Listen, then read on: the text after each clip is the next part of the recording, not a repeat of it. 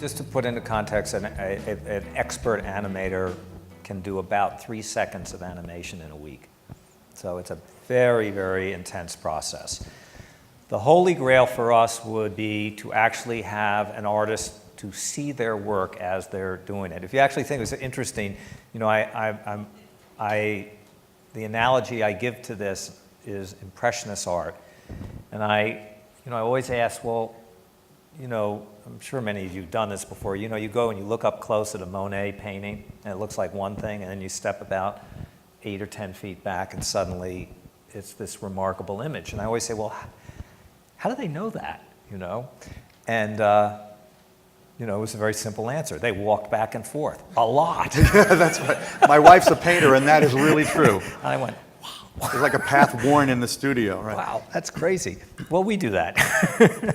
And so that was our dream, was to get to real-time rendering, real-time computing. And so in our partnership about 3 or 4 years ago with Intel, they actually showed us the roadmap for what they were doing in terms of their next-gen Sandy Bridge and their future roadmap for their chip design and the output of these. And then this sort of notion, which I'm sure many of you are starting to deal with, which is scalable multi-core processing, in which you're able to actually get almost unlimited power. The problem is software today doesn't allow you to optimize any of this. So today it's like we have, it's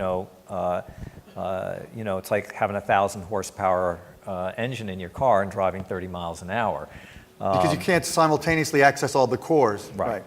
So we went into an R&D effort with Intel, which we funded together, which today is probably the most extensive and certainly for sure the most expensive R&D effort going on in Hollywood, on technology, probably in a decade, if not ever. Many tens of millions of dollars we have both been investing in this.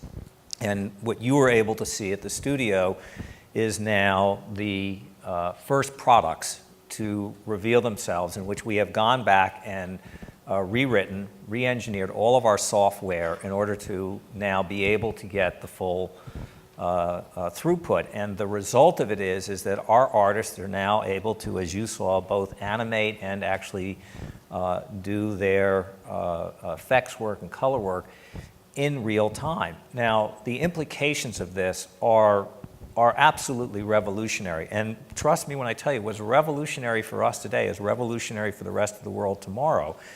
Any enterprise that uses high-end rendering as any aspect of their business, so it doesn't matter whether you're in the oil business, whether you're in the design business of aircraft or cars or any kind of serious engineering on that, whether it's in medical imaging, the implications of this throughout enterprise are actually breathtaking. And I would say that today the prediction that the desktop is toast, which I would have said to you 2 years ago, a year ago, in it, now when you see the power that's going to be brought to that desktop and what it's going to mean to industry, both in productivity and in terms of quality. Because with next-gen computing, I would say there's probably a good chance that we could actually replicate and animate your shirt. I beg your pardon. Who said that? That shirt is just not possible today. Is that right? Really, it would be hard to do something like that? No, we could do that. Okay. But to take a fire-breathing dragon, send it underwater, and have it shoot fire, I'm not sure we could do that today, but with next gen, we absolutely can.